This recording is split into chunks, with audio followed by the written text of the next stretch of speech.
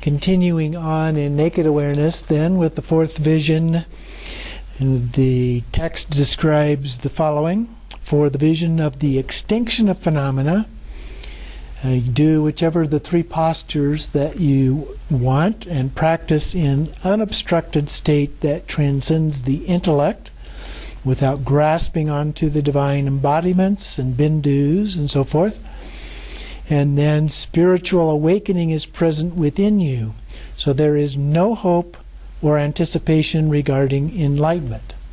Okay, so you're not desiring, seeking, pursuing that. You're just doing the practice, and then the three embodiments are complete with no duality.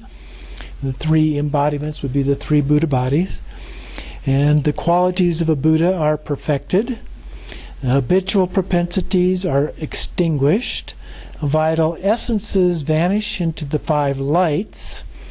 And words are extinguished into a state that is inconceivable, ineffable. The intellect is extinguished, phenomena are extinguished into the pure state that transcends the intellect, and you are awakened as the Dharmakaya. So that is a more common type of explanation, I think, than what we saw in Yeshe Lama. It's less complex, it's a little bit more direct, and more common to the experience I've had from various teachers.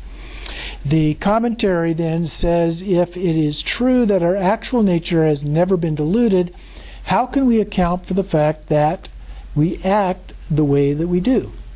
Is it simply because we have not yet recognized our own nature?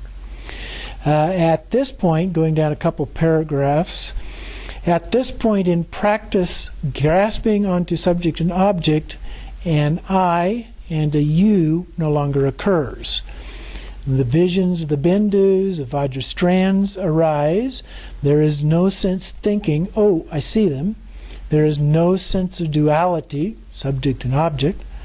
There is no anticipation of the future course of your spiritual development. All that has passed, you leave everything in its natural state. There is no more practice. Okay? So we've done this kind of thing, we've attained that level of realization, there's nothing more that need be done. We have attained the state of the three bodies of a Buddha. In the text then, natural liberation of seeing, down about the fifth line, the vision of extinction into reality itself. So it's talking about this fourth vision. Experiences are extinguished, the material body is extinguished, the grasping of sense faculties is extinguished, the assemblage of deluded thoughts is extinguished, all physical or philosophical tenets and delusive appearances are extinguished, and then your contaminated body disappears and you become a Buddha. It is not non-existence, as in the case of nihilism, in which there is an extinction into nothing, rather inexpressible primordial wisdom of knowledge and excellent qualities become manifest. So giving an idea of what happens then as we become a Buddha and the extinction of all of these visions, these sense experiences and so forth, we transcend those or the need for any of those. But it's not just a nothing. It's not like just everything disappears into space and all that's left is empty space. You know, we still have these different qualities associated with that. We have the wisdom and so forth, and the ability to manifest as well. And then down toward the bottom of that section on page 175, next to last paragraph, and then down about 5 lines, it says, a Buddha's actions are not mundane, not ordinary kinds of actions. A Buddha's actions of the Buddha's actions of the same nature as a Buddha. A Buddha's activities are natural, spontaneous, all-pervasive displays of the Buddha's awareness. Okay? So it's the Buddha's awareness, Rigpa, That awareness then manifests in various displays. And if we've studied the practices, we're able to sense those kind of things. We can pick up on those kinds of things. And we can then be able to visualize or see the Sambhogakaya form of that Buddha. And they can also then manifest in a physical form, like Shakyamuni Buddha did, being able to then give teachings to those of us who are in a lesser state of all of that. Continuing then with the Circle of the Sun, the commentaries here on the fourth vision. We have the vision of the exhaustion of Dharmata. It's on page 58. And so here it says this is also known as the dissolution of outer appearances into the inner space, or Buddhahood. Or the exhaustion of concepts and phenomena, transcending subject and object.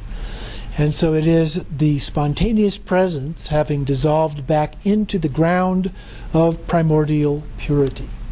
And so then it lists some signs associated with this. The body, speech, and mind. So the body is like a bird freed from a trap. One is liberated from the encasement of material substance. So material substance is the trap, so we're liberated from that. The speech is like an echo. Teachings are heard by one's disciples, but in one's own perception, neither is something uttered, nor is someone uttering it. So it's like the voice is just manifesting of itself. And in the mind, it's like a person hit in the heart by an arrow. And just as he will die, the body experiences, sense faculties, and all thought forms become exhausted. There is no way one can avoid attaining enlightenment, dissolving into space of dharmata beyond thought and description. So again, it goes into this space-like characterization. It's the dharmata or dharmakaya, but it's not a total void. Okay? This is indescribable. It transcends the domain of ordinary signs and measures of progress. And then according to Togal, it goes through 4 verses here. By the vision of manifest dharmata, you transcend statements of fixating on assumption. Things that you assume to be the case. And making statements about that. By the vision of increased experience, deluded perceptions are vanquished. By the vision of awareness reaching fullness, the 3 kayas go beyond the experience of a conceptual path. And then finally, by the vision of the exhaustion of dharmata, you cut through the continuity of the 3 realms of samsara. So that gives a summary then of the 4 levels of the 4 different visions that we've been addressing here.